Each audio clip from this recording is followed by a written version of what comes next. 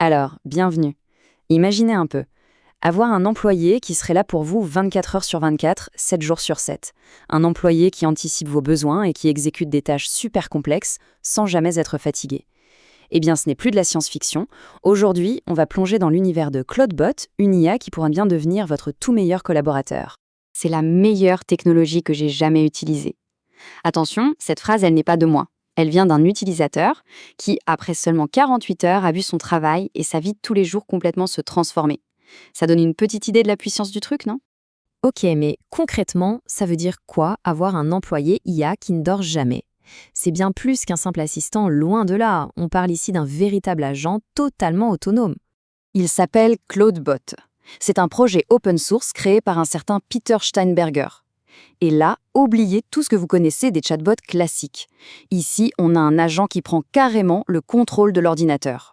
Sa grosse particularité, une mémoire qu'on pourrait qualifier d'infinie. Chaque instruction, chaque conversation est mémorisée pour le rendre plus intelligent à chaque nouvelle interaction.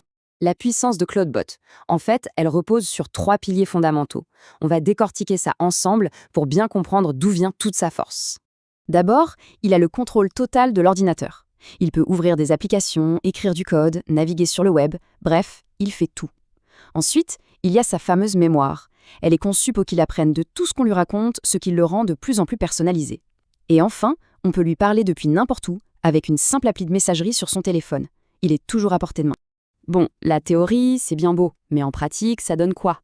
Accrochez-vous, parce que c'est là que ça devient vraiment impressionnant. La vraie révolution, le truc qui change tout, c'est qu'il ne se contente pas d'exécuter des ordres. Non, non, c'est comme un excellent employé en fait. Il apprend, il anticipe, et il prend des initiatives pour nous aider. Imaginez le scénario. On se lève le matin et, sans rien avoir demandé, on reçoit un briefing complet. Dedans, il y a les dernières actus de notre secteur, un résumé du boulot qu'il a abattu pendant la nuit, et même des suggestions d'idées pour la journée. Voilà ce que c'est, l'assistance proactive.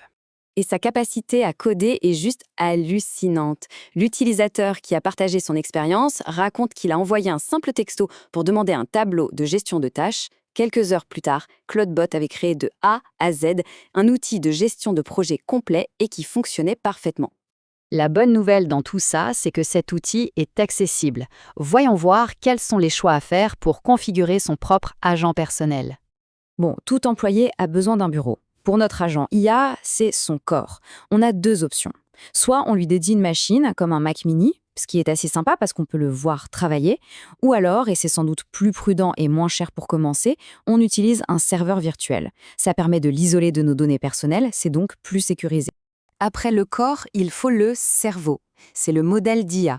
Ce choix est super important parce qu'il va définir non seulement son intelligence, mais aussi sa personnalité. Par exemple, Claude Opus, c'est ce qui se fait de mieux, l'interaction est très humaine et ça change tout. GTPT est très puissant, mais plus robotique, et puis à Minimax, une alternative très abordable. Et le plus surprenant finalement, c'est la simplicité de l'installation. Vraiment, une seule ligne de commande, on suit quelques instructions, on connecte sa messagerie, et en quelques minutes, notre agent est prêt à travailler. Vient ensuite l'étape la plus cruciale de toutes, l'intégration. Il faut vraiment voir ça comme l'arrivée d'un nouvel employé. On lui donne un nom, on lui parle de nous, de nos projets, de nos objectifs. En fait, plus on lui donne de contexte, plus il deviendra un partenaire efficace et pertinent. Maintenant, prenons un peu de recul. Parce qu'au-delà de l'outil lui-même, qui est déjà dingue, les implications de cette technologie, elles donnent un peu le vertige. Cette citation, elle résume tout. Je vois maintenant vraiment le chemin pour construire une entreprise d'1 milliard de dollars par une seule personne.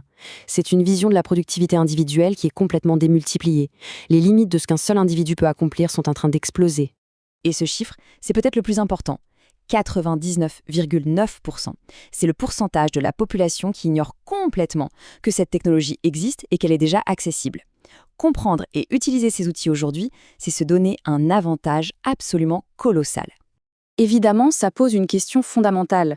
Si les tâches d'un assistant, d'un parajuriste ou même d'un développeur junior peuvent être automatisées par un agent IA, quel est l'avenir pour ces métiers? L'analyse qu'on a pu voir est très claire là-dessus. Cela va frapper le monde comme un ouragan et personne n'y est préparé. L'idée, ce n'est pas un changement lent et progressif. Non, on parle d'une rupture brutale. Ce n'est pas la première fois qu'on vit ça. Pendant la révolution industrielle, beaucoup de gens ont tenté de s'opposer aux machines, sans succès. L'innovation technologique, c'est une force qu'on ne peut pas arrêter. Et Claudebot, ce n'est que la nouvelle vague de cette très longue histoire. Au final, on se retrouve face à un choix. Soit on se laisse submerger par cette vague en essayant de résister, soit on apprend à surfer dessus pour en tirer parti. Le changement est là, c'est un fait. La vraie question c'est, de quel côté de la vague choisit-on de se placer ?